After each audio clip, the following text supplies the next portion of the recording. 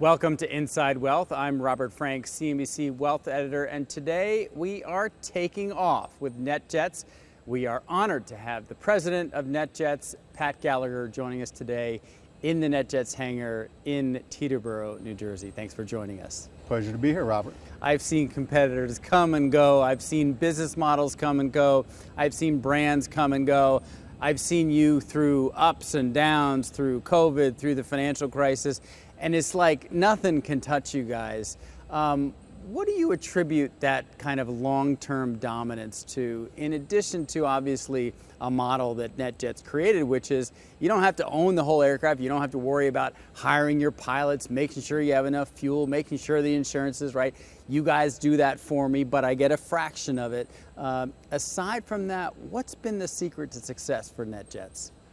So, first of all, thank you. We're very proud of the success. The roots of the company actually go back, most people don't know this, go back to 1964. NetJets it wasn't called NetJets at the time, but we were the world's first aircraft charter company, the first for-hire private aviation company based in Columbus, Ohio. A couple of retired World War II Air Force generals founded the business and happened to be from Columbus, Ohio, and so they hung the shingle there, and it's been there ever since.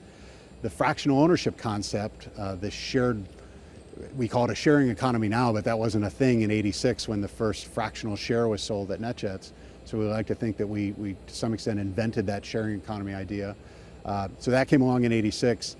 We sold our first share, and very proud of the fact that I believe the very first share owner, the first person to buy a share from us in 1986 or 1987, is still flying with us today. Is Really? Still a NetJets share owner. That aircraft that he bought a share of back then is no longer around, but he's still flying with us. So we're very proud of that fact. And I think that longevity really is owed to the fact that we've stayed 100% focused on safety and service above all else over the course of all those years.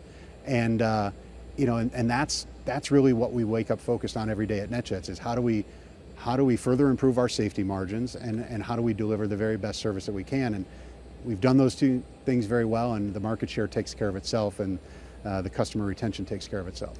And when we look at how business is right now, you're owned by Berkshire Hathaway, that aviation services business, which includes other things, but also is mainly NetJets, or certainly includes that.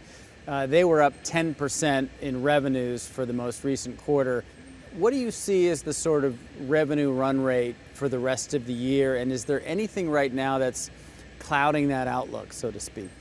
So obviously we don't disclose our own financials separate of Berkshire. So we're proud to be part of Berkshire Hathaway since 1998. And I would tell you that's also what I'd consider as a key differentiator of NetJets, right? You don't just want safety in the air, and you also want security of your investment, and that's an important part of our value proposition. But in terms of what we see in future demand is there's really been no signs of slowdown, even in this period of market volatility and uncertainty and tariff concerns, et cetera. We watch all the leading indicators very closely, right? How much are our existing customers flying? Are they giving us less notice to book a flight, or are they still booking with normal travel patterns? Are they going to different places? Is travel to Europe this summer down compared to last year? I saw that you had written recently about summer rentals in the Hamptons and things like that. So we watch all these things very, very closely. And so far, we have not seen any indicators of our business, at least at NetJets, really slowing down. Sales cycles got a little longer during or I guess even now, as we're still kind of going through this tariff uncertainty. But when everything you say else sales cycle, what does that mean? In other words, the time from the initial conversation to signing up kind of thing? Correct. It's taking people a little longer to make a decision, Got but our sales volumes haven't suffered at all. When do you think does it make sense financially for someone to own versus fractional or charter? That's an age-old question, right? We get asked that a lot. And it depends entirely on the way in which you fly.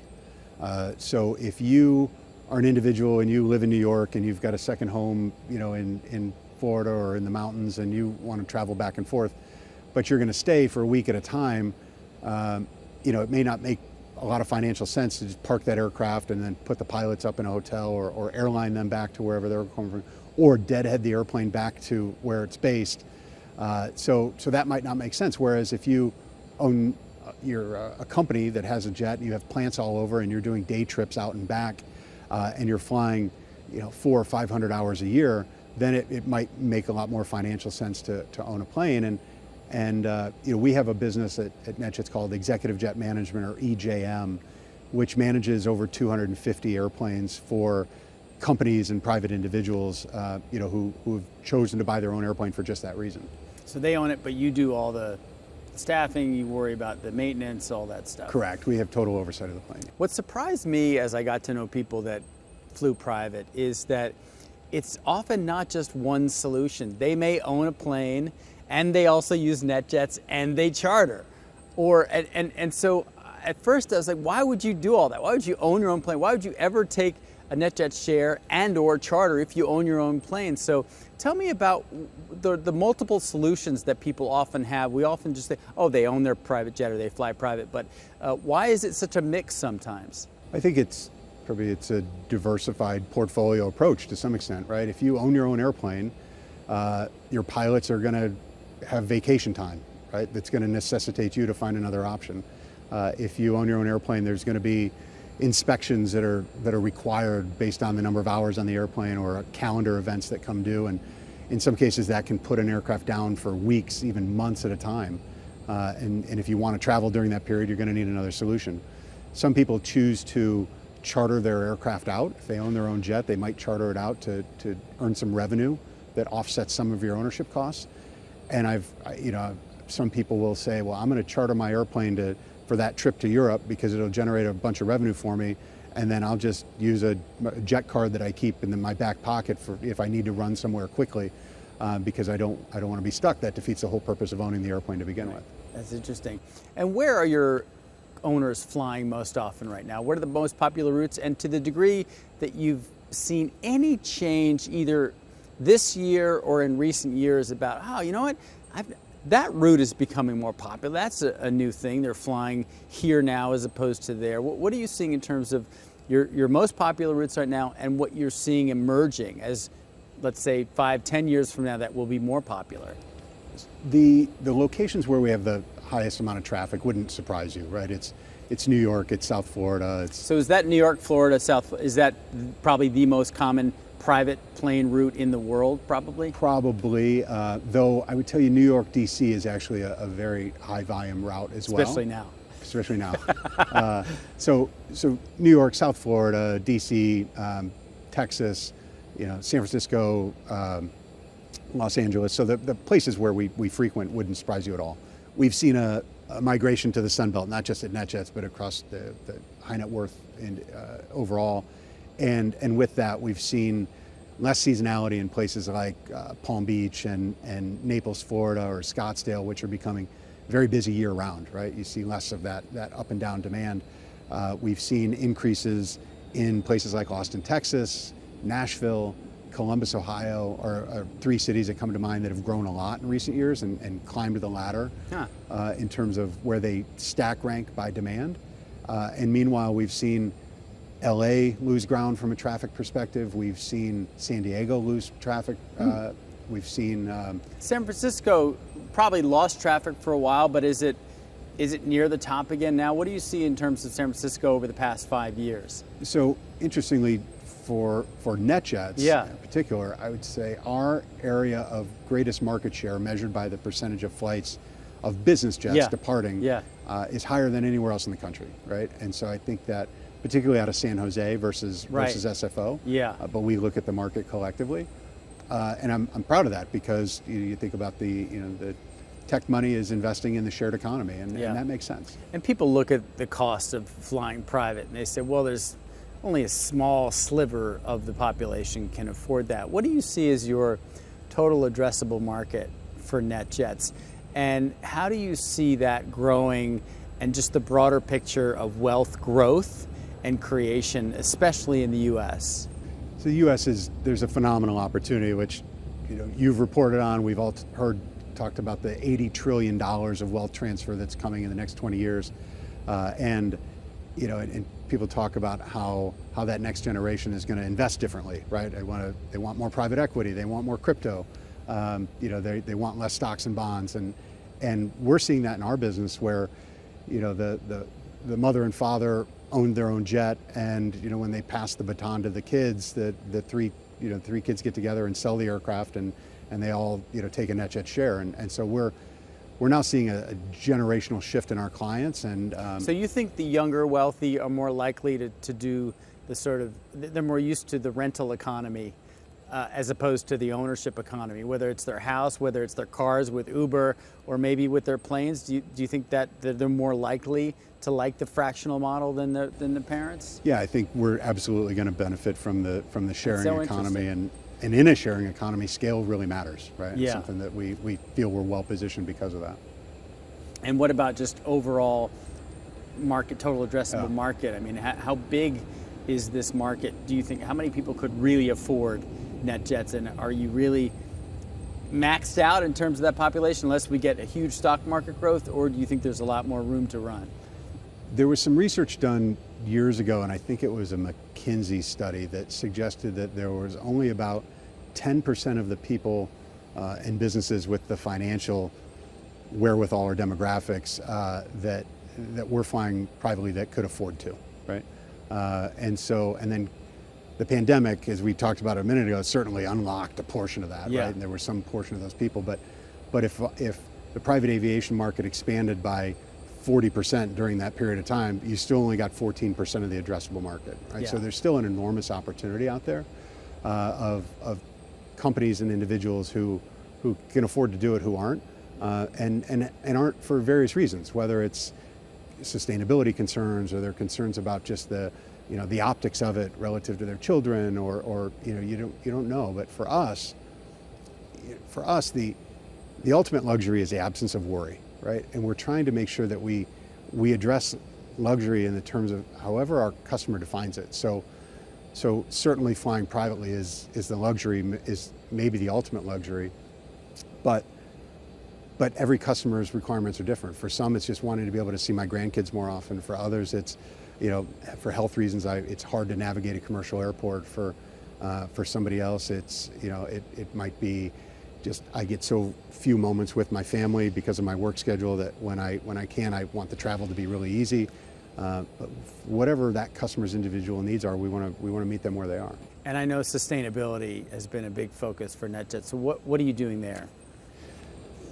Sustainable aviation fuel is the best tool that we have at our disposal right now from a sustainability standpoint. So sustainable aviation fuel, or SAF, is effectively biofuels, right? People are refining fuel. What's it made from? And in a lot of cases, use cooking oil. Some facilities are making it out of other sorts of refuse. But from a molecular standpoint, it looks and burns exactly like conventional jet fuel, right? And so, and they mix it with jet fuel, so it's not 100% SAF in most cases. But NetJets is the largest consumer of sustainable aviation fuel within our industry, and frankly, relative to the overall minute portion of overall jet fuel that we consume, when you think about commercial airlines, you think about cargo, and you think about our industry, we're a tiny, tiny fraction of the amount of fuel uplifted, but we buy many, many multiples of that percentage in terms of the amount of sustainable aviation fuel we consume. So that's our best tool right now. But we also offer carbon offset programs to our customers, so they can choose to buy those if they wish, and buy the carbon credits to offset their, the carbon on their flight. We buy carbon offsets for all of our internal flying, so any maintenance flying that we do or administrative flying that we do, we buy the carbon offsets for that, and even down to the packaging for the catering is all now biodegradable, and making sure that we're not throwing away pounds and pounds of saran wrap on every flight. So we're doing everything we can. And I know, Taylor Swift caught a lot of heat last year for people tracking her plane, saying, oh, you flew X number of flights for your tour and you're ruining the atmosphere. Is anonymity and the fact that when you fly on NetJets, no one can really figure out that it's you flying on that plane or tracking, is anonymity part of the benefit of being a NetJets owner? Yeah, I think the definition of luxury or benefit is going to be different for every client, but certainly for some, anonymity is really important. And privacy. Privacy. So we have clients that own their own airplanes and choose to use NetJets when they want to be able to fly incognito, right? Right. Because if you own your own airplane, you are ultimately You got tracked to to a tail negotiate an number. important deal with somebody. You don't want people tracking that. There's been some very public examples of that happening, and so NetJets provides that anonymity because all anybody is ever going to see is that that familiar NetJets striping on the aircraft, and they have no idea, no way to track who's on board. How many aircraft are you buying, not you, but NetJets is buying every year? The total plan for this year is about 90 airplanes, all of which, or virtually all of which, are already fully sold to customers.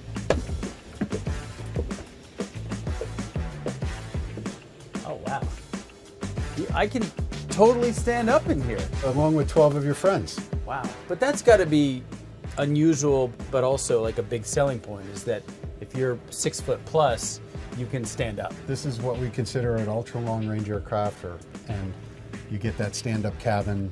In this case, it's got 13 passenger seats. One of the interesting features of this airplane is we walked right by it, but there's a forward crew rest area, because when you're flying on really long flights, if you're going further than 10 hours, you actually need to augment the crew, meaning from a rest standpoint, legally, you're required to have additional pilots on board the aircraft.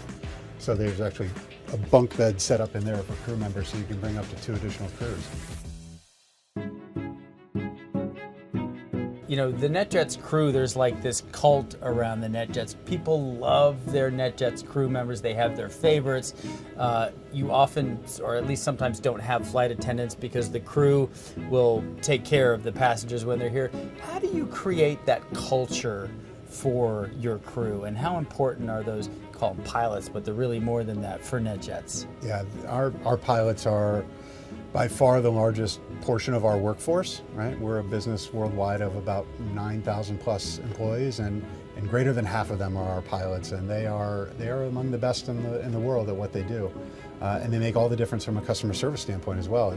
We're on an airplane which has a flight attendant on board every flight, but on on the majority of our fleet, they're smaller aircraft which have 2 pilots, and those 2 pilots are doing everything for the customer on board that flight, and they're the best ambassadors we have to our brand, along with our flight attendants. And then in the back, you have this kind of private stateroom. Oh, wow. And this divan can pull out into a bed as well. Oh, that's nice. You can close the door, and so if you're flying to Europe, your chances are you're going to go overnight, and you want to be able to sleep on board the airplane. In this aircraft, there's a lavatory in the back, and there's one in the front as well. So if somebody's sleeping in the back, they can have their own lavatory just in the back for that. And the crew and everybody else still can use the lav up front. We flew 25,000 or so pets last year, and that's a big driver of why people choose to fly NetJets. Beyond dogs, what did they fly? Cats, we've flown parrots, we've flown pot-bellied pigs. We had, it's predominantly dogs, but you'd be surprised, and that's one of the advantages of this, right?